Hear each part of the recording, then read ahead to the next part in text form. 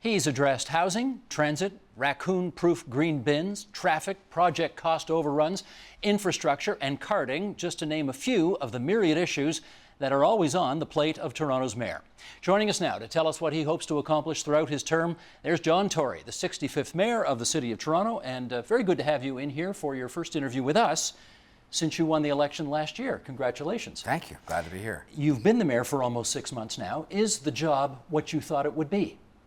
Yes, and more. I mean, because you mentioned, half a dozen issues, and there are sort of 100 more that go beyond that. And I think people look first, I've sort of realized this in spades now, to the local level of government. It's local. It's about things that are local. They think because you're here, you might understand, whereas they see each level of government otherwise located at Queen's Park or Ottawa just that much further away.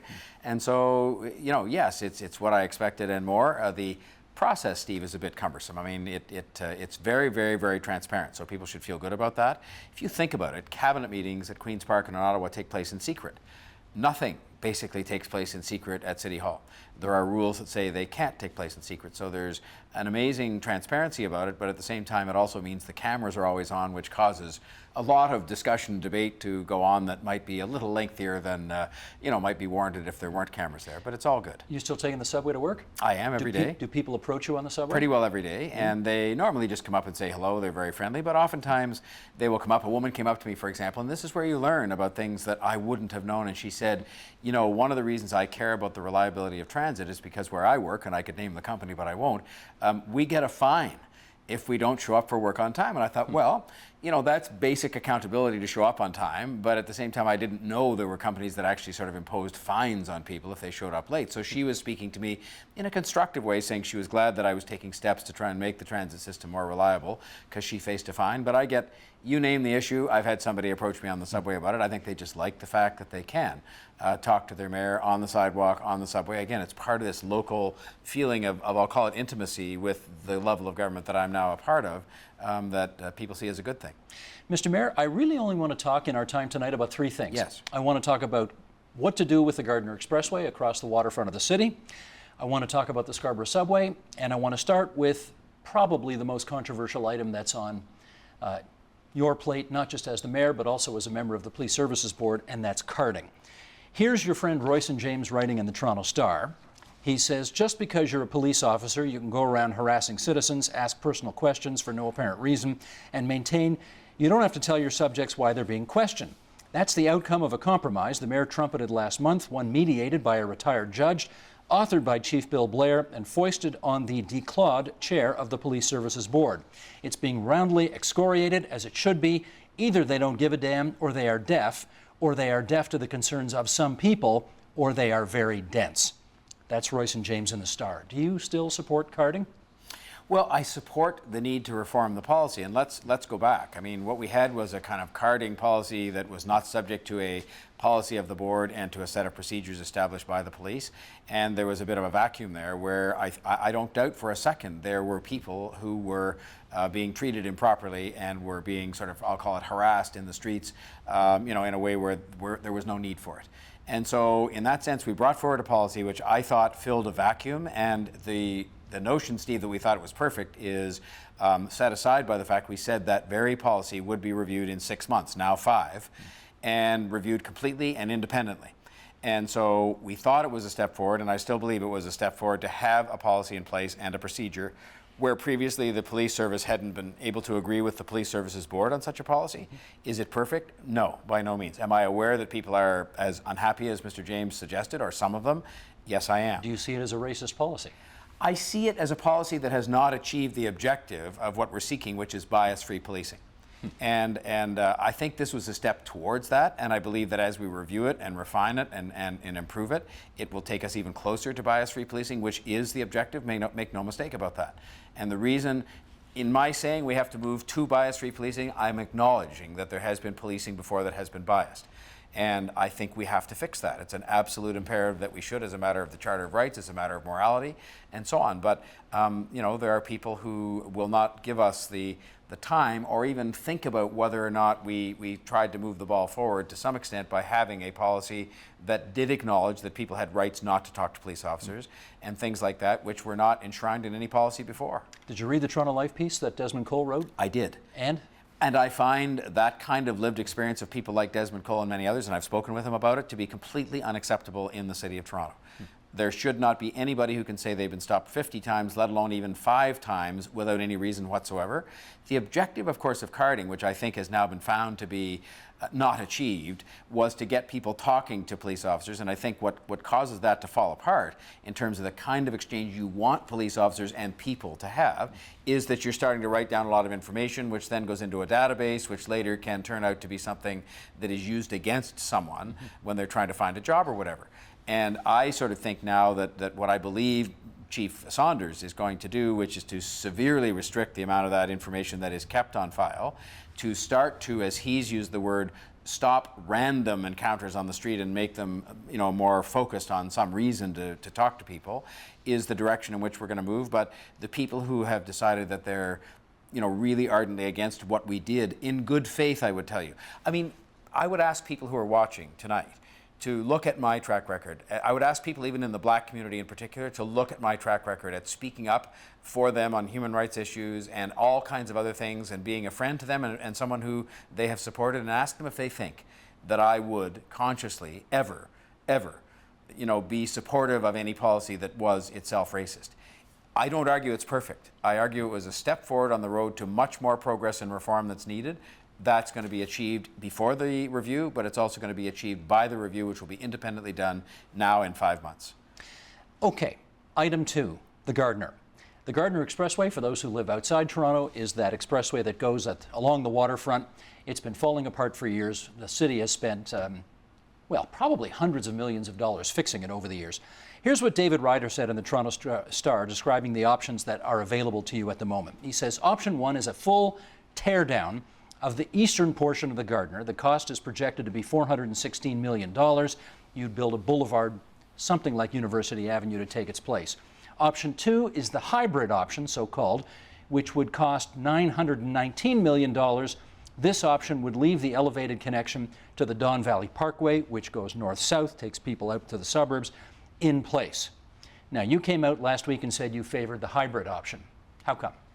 Because I believe that with the congestion problems Toronto presently faces, and people who live here know, and people who visit from around the province that are watching will know as well, that we have a congestion crisis in Toronto. It's not just about families and individuals in their cars.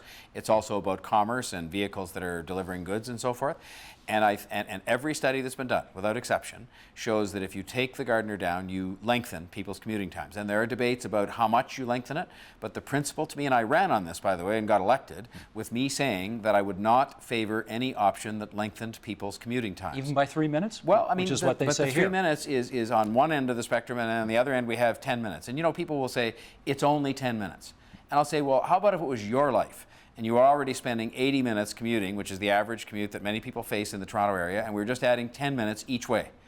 So we're going to add 20 more minutes to that commuting that takes them away from their families, or makes their job less productive, or makes them unable to sell. And so to me, and all we're talking about here, Steve, by the way, is to continue to have an elevated express connection between the Don Valley Parkway, which runs north-south, and the Gardiner that runs east-west. And that's what we're talking about. And the hybrid simply moves the present one to allow for thousands of new jobs to be created on a piece of land that's occupied by some of the current expressway. And the cost differential you made reference to, by the way, is not taking account of present value. The present value of money actually has the cost differential at about $100 million, which is a lot of money.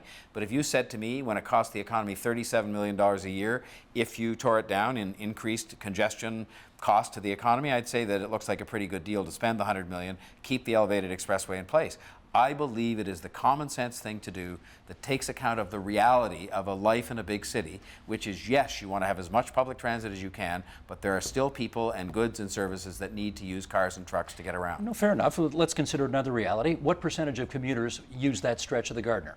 Well, it is a relatively small number of the total. It's 3. But, okay, and that's fine, but did you also look at the part of the city's own study that talks about the importance in terms of truck traffic every day? Because people don't take that into account. And then when the trucks were all pushed off onto some other road, they'd be complaining about how the trucks are jamming up the other streets of the city. I maintain that in order to take account of congestion, which we don't need to make worse in the city, the economy, which suffers from traffic congestion and where we have to move goods and services around, and the needs of people and their families, that the best option, none of them are perfect, but the common sense option says you build this new small stretch, it's like 1.5 or 2 kilometers of elevated expressway to keep it up. And I said, by the way, animate, as they've done underneath that expressway, animate it like they've done in Philadelphia, Rio de Janeiro, Tokyo, Paris, and put artisan spaces under there, markets, and all kinds of things, so you bring the space to life. I just want to be clear. So we're going to spend $919 million for 3% of commuters, rather than using that money on public transit, and goodness knows you've got a list to sink a ship of public transit projects you want to see get built, starting with Smart Track and going on from there, which could help 95% of the people who commute in this city. And you are presenting me with one of these either-or choices that I reject as somebody who actually holds the office where you have to make these decisions.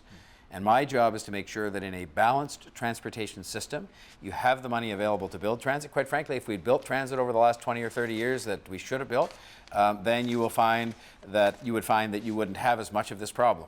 And the other thing is, there are going to be people going forward who are going to be moving to Toronto. The population is going to grow by 1 million people. And the notion that we can just sort of say, well, we can tear down a part of an expressway and replace it with a nice boulevard is, I think, unrealistic. It's a nice thought to have, but it's unrealistic. You saw this on the weekend. I did. Okay. And did you see the Star editorial on the same weekend? Well, let me just read this one first. Did you see the Marcus G. column 2 days earlier saying I had arrived at the right balanced decision that made common sense? It says here, what do I know? I'm just reading the Globe and Mail, but it says here, at stake hundreds of millions of dollars in development, a fully realized waterfront in Toronto's future. Yet the mayor believes it must stay up. He's wrong. Well, that's one man's opinion. There were 2 columns, a Star editorial and one written by Marcus G. in the Globe and Mail, saying I was right because you get the hundreds of millions of dollars in development and the jobs by having the hybrid option. That's why it's called that. It's called hybrid because it frees up those lands for development and job creation, but it also maintains a traffic link between the Gardiner and the Parkway, which I believe is something that I didn't create. The Gardiner Parkway Ring Road around Toronto. I didn't create that. You're inheriting this. I inherited it, Yep. and I believe this is the common sense thing to do that is best for the economy, best for families, and best for the development of the portion of the city that you're talking about. You like University Avenue, though, right? I mean, it's a wide boulevard. It's nicely landscaped. Yes, and the whole idea is to have it as a pedestrian-friendly thing that doesn't represent a barrier between the city and the waterfront. And how pedestrian-friendly is that to cross? They say there's going to be this idyllic notion of cafes along this boulevard where people are going to be sipping a latte. It's going to be a busy quasi-expressway type street. And, you know, how many people are going to be sipping lattes beside that? The answer is about as many as do on University Avenue, which is none. Look, it's a balance. I don't want you've put me in the position where I'm defending my own choice, which is fine.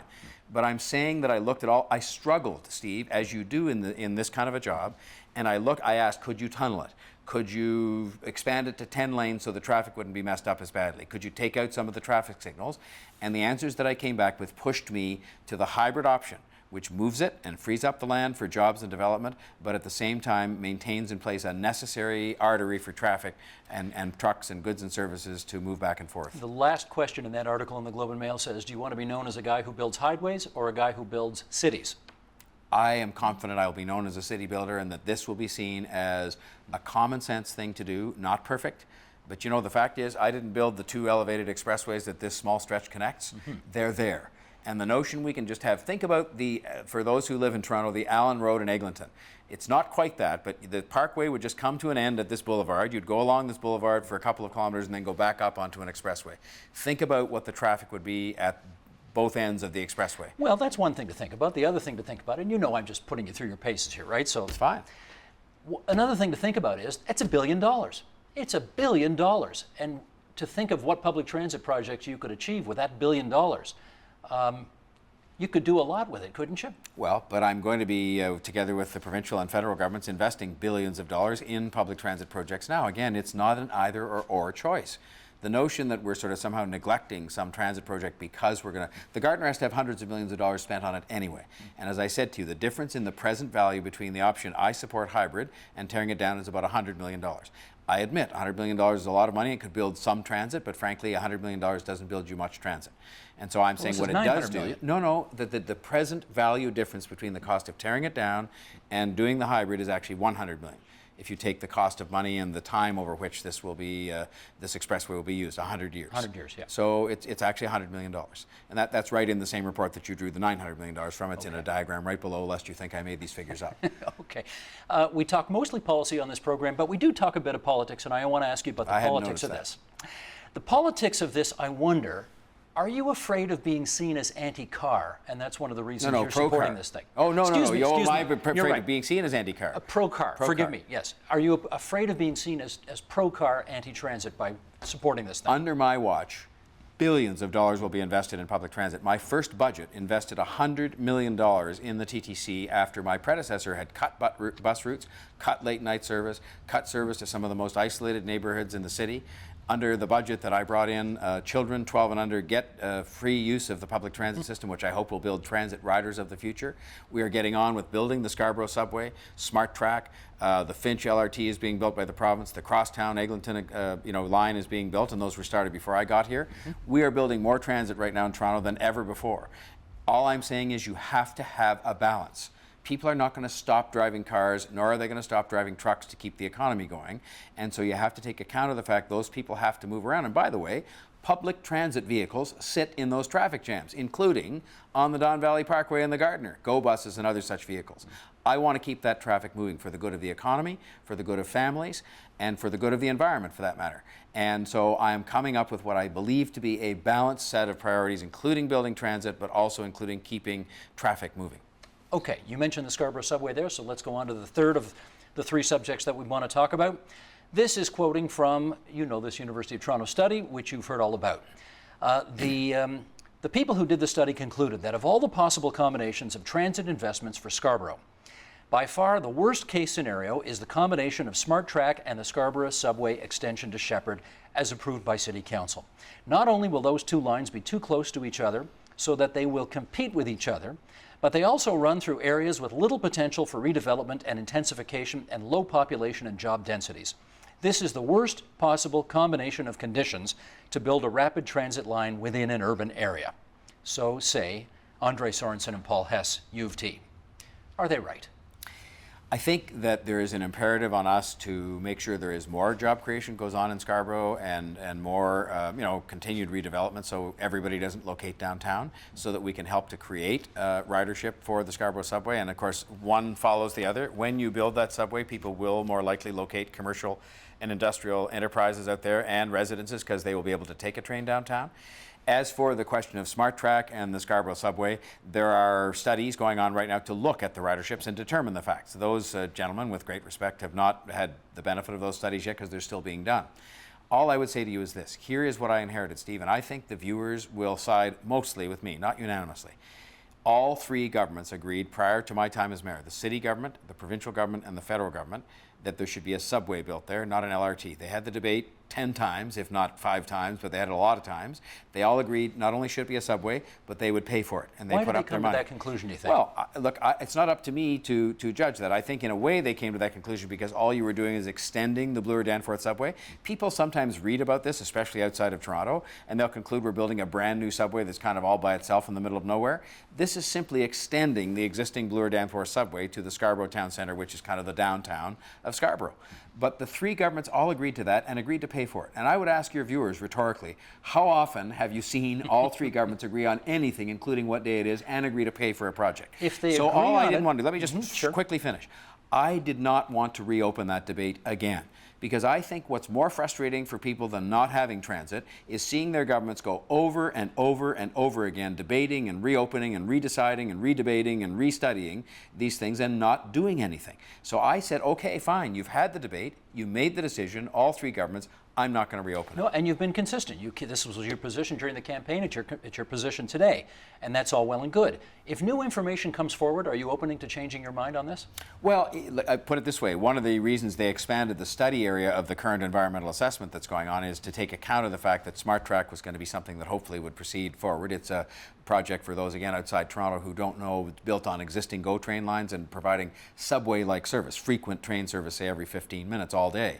And so obviously these studies are being done for a reason. And I'd be irresponsible if I said, well, we're going to do them and then ignore what they have to say. But I think on the principle of building a subway, all three governments made decisions on that. In fact, all three of them had elections since they took that position. And in all cases, those who took the positions were reelected.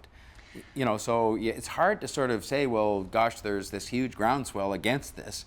I think people are saying, you made a decision for once in your lives, you politicians, stick to it and actually do something. Okay, let's go through this then, because one of the things the people who do the U of T study say is that the area that this three-stop subway extension will go to is right beside single-family dwellings. So there's actually not enough room to intensify, which you've talked about the city needing. There's not enough actual room right near this subway to intensify, to make the property worth more, to have, you know, to be the cause for people to come to those neighborhoods. But where does it end, the subway? And the fact that it's three stops, by the way, we should have been building one stop a year on every subway line we have. So the fact it's only three stops means it's three more than we built in the last 25 years. But where does the subway end? That's proposed Scarborough subway. Scarborough Town Centre? Scarborough Town Centre, which is a hub of development with lots of room for additional development. The Eden Centre and of it's my Scarborough, job, for sure. and I ran on a platform that also said I was going to use the incentives the city has to encourage the location of jobs at or near the Scarborough Town Centre and the location of additional residences, which will be more attractive to be there because of the subway and will provide ridership for the subway. Okay, but the University of Toronto has a campus in Scarborough, 11,000 students going there. Will the subway stop at the U of T Scarborough campus? No, it will not, but there are going to be express buses provided to make sure those students can get to the subway on a relatively short express bus ride. I mean, again, there are other campuses you could name of other post-secondary institutions that don't have the subway or the LRT go by them. And the bottom line is you make it, you make the sort of accessibility of transit to those people as good as you can. There is a brand new $200 million world-class aquatic center that is being built for the Pan Am Games. Will the subway stop near that? No, but I mean, Steve, let's be serious now. I mean, you could name me 27 different things that exist in all parts of the city. And does the Yonge Street subway go by everything in town? No, it doesn't. Does the Bloor subway go by everything in town? No, it doesn't. The bottom line is that this subway routing, first of all, is the subject now of an environmental assessment discussion where they're looking at a wider sort of planning area. But having said all that, the subway does not run past every single attraction or institution or building. How about any in of Scarborough? them? Well, I mean, but again, look at where it ends up. It ends up at the hub of sort of residential and commercial activity in Scarborough, and it is my job, if that subway gets built to that location, which is what's presently approved, it is my job to make sure there are adequate numbers of people working and living and doing business in retail at the Scarborough Town Centre in particular, because it's also a place where you will see more acceptable intensification. In other words, more high-rise buildings because there are lots already there. Oh, I get that, but you understand, my job is just to ask the questions here. I do. So my question is, are taxpayers across the entire city really going to pay a $1.8 billion extra tax for the next 30 years to build a three-stop subway in Scarborough that doesn't stop at the U of T campus, that doesn't stop at the Aquatic Center, where literally tens, if not hundreds of thousands of people are going to be going over the next 3 decades? This makes sense how? Well, first of all, when you ask the question that way about spending $1.8 billion building a three-stop subway, no matter which way the three-stop subway went, it's going to cost $1.8 billion. So that's the cost of building a subway, an extension to the existing Bloor-Danforth subway line. And I think the whole notion of saying taxpayers across the city should somehow be upset because they're building a subway anywhere in Scarborough is a non-starter. I'm trying to bring the city together and stop this talk about saying, well, somehow because that particular subway is being built in Scarborough, we should all be upset about that, or we should all think we're getting ripped off. Should we build it where it makes sense? Well, but again, you're implying that all the people who put the route together that did get approved by all three levels of government, they don't make any sense, and these two professors that you quoted do make sense. I'm asking. And I'm saying the three governments must have had something on their minds when they all said, the three governments, and you're also telling me that you think it'd be better to reopen the issue and have 2 or 3 more years of debate instead of actually getting on with building transit. I'm just following the facts, and the facts tell me that Kathleen Wynne promised this subway because she wanted to win a by-election in Scarborough-Guildwood, right? Would you deny that that was at play? Well, look, politics always plays a part in what goes on, whether it should or it shouldn't. As much as you can sort of swear off that and say never again will politics take a part in transit decisions, we could talk about why the York-Vaughan subway goes where it does and all the rest of it. But having said that, we are simply extending the Bloor-Danforth subway. All three levels of government have agreed to it. They've all put up their money. And I made the decision, for right or for wrong, and by the way, 70% of the voters of Toronto voted for a candidate who adopted this same position in the election, that said, you don't reopen it. You don't start over again and do what we always do in Toronto, which is find any excuse not to do something. Okay. And instead, let's have another study, let's have another debate. We need the transit. But that gets to my next point. Did you, the politics being what it is, did you support this because you were afraid of being outflanked on subways in Scarborough by Rob Ford, who was going subways, subways, subways, basically cornering you and putting you in a position where you couldn't say the LRT makes more sense? Before Rob Ford was on the scene, and before I was even running for mayor, I was at the head of something called Civic Action, which again, the people outside the region won't know as a kind of a civic engagement group that was quite well known inside the region. And I went to the Toronto Star editorial board to talk to them about transit, but I was a private citizen, not a candidate. In fact, I hadn't even had permission from my wife to run for mayor as yet. And they said to me, on the Scarborough subway, are you in favor or opposed? And I said very reluctantly in favor. And I said very reluctantly because I realized that a lot of the facts, as you call them, were on the cusp in terms of the ridership that was projected and so on. But I felt at the time that to extend the existing subway was going to be something that on balance was going to, especially given that you'd have to reopen the discussion again, that I didn't want to see done. Is this a kind of an issue that you're prepared to go to the mat for because you think the Scarborough subway, as it is currently constituted, makes so much abundant sense, it's not worth re-looking at it again? I'm only saying to you, I'm not out horse trading or persuading anybody of anything now. I've stated my position. The councillors are very clear on what that is. And I'm worried that, for example, one of the things that could happen if you know, I heard a provincial minister, the Minister of Economic Development, who's from Scarborough, said he would fight to the death if somebody tried to change this. Yeah. I've heard, you know, a conversation to the effect that the federal government might withdraw their money. And all I say to myself is, how would it look if we had a transit project that we were ready to proceed with, that all three governments had said they were going to move ahead with, and that then the City Council changed its position again on this, and the other two governments said, for example, we're taking our money and going home, and then we'd end up with nothing in Scarborough. Well, you'd end up with an LRT, which no, you wouldn't. If the province said, well, we're not playing in that game because we wanted a subway, and the federal government said we're withdrawing our money, you might end up, the federal money, I admit, you're right, was not going into the LRT, but if the province said, well, we're not playing because, you know, we said we wanted a subway, so that's why I didn't want to open this can of worms up again and just say, okay, whatever the merits and demerits are, and there are arguments on all sides, better not to reopen it, better to proceed with what all three governments said. Rarely in this country do we get that agreement with their money attached. It wasn't just a promise or an empty commitment. They had their money and move on with it. So, but the universe will unfold as it should. As it should. Yes. Thank you for indulging with all of my questions on that. Let's do one last thing. Can we show this subway map, please? And Mr. Mayor, just over my shoulder, have a look at the monitor. This was a photo posted a few years back by a guy named Stephen Michalowicz at a blog called The Intrepid. And obviously, he's an ambitious guy with ideas for lots of public transit all over the city. Can you imagine that this will ever truly be a reality? Yes, because if you look at that map, Steve, there's a red line going across there that is the Eglinton Crosstown, presently under construction. Mm-hmm. If you look at the line that's sort of green, that's the Bloor-Danforth subway with an extension. If you look at the one that's purple, that's on there, it is going to be represented in part by Smart Track, which is not a subway, but it's an above-ground subway because it's on a right-of-way that does not run down the street, and it's going to be something I have committed myself to having done in 7 years. Now, that map, I would have said, is ambitious, and we're going to get a lot of it done. A lot of it's under construction now. But I was shown by the Japanese ambassador who came to visit me the other day the subway map for Tokyo, where they have 39 subway lines. It's a bit bigger a city than ours, but not, you know, not so much that you'd expect us to have 3 or 4 or 5 subway lines and they have 39. I think we have more work to do. But I mean, again, I am dealing with a situation I found myself in where there were decades where there was no subway built at all. I will say this, Dalton McGuinty, my opponent when I was the leader of the opposition in the legislature, was the one that began to reinvest in transit in Toronto. There are projects underway that really started with him. It's carrying on now with Kathleen Wynne and with me.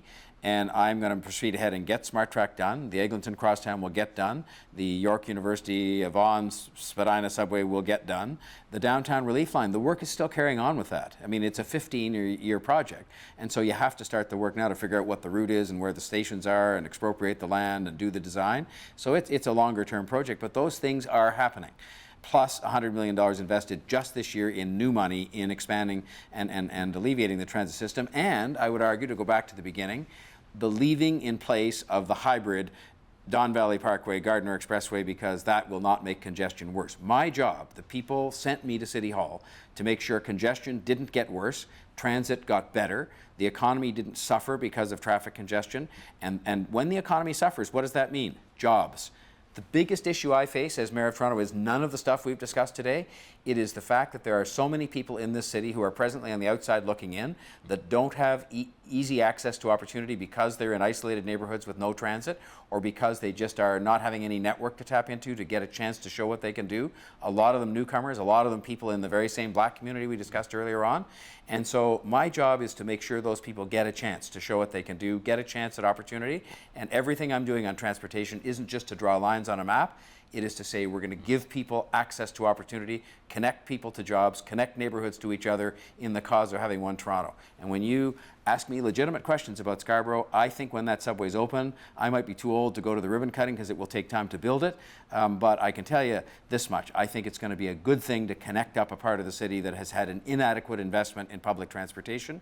And I think it's going to connect jobs to people, and we'll be proud of it when it's open, as we have been with every other project we've argued about, you know, ad nauseum, if I might use the expression. They all get argued about for far too long, and we don't spend enough time doing stuff. And I'm going to do stuff because it's going to help connect people and build one Toronto, which is what I'm here to do. Well, Mr. Mayor, at the very least, I want to thank you for coming into TVO tonight. It's something your predecessor never did, despite repeated invitations for him to do so. So we thank you for coming in. Much appreciated. Thank you for having me. That's John Tory, 65th Mayor of the City of Toronto. Help TVO create a better world through the power of learning. Visit supporttvo.org and make a tax-deductible donation today.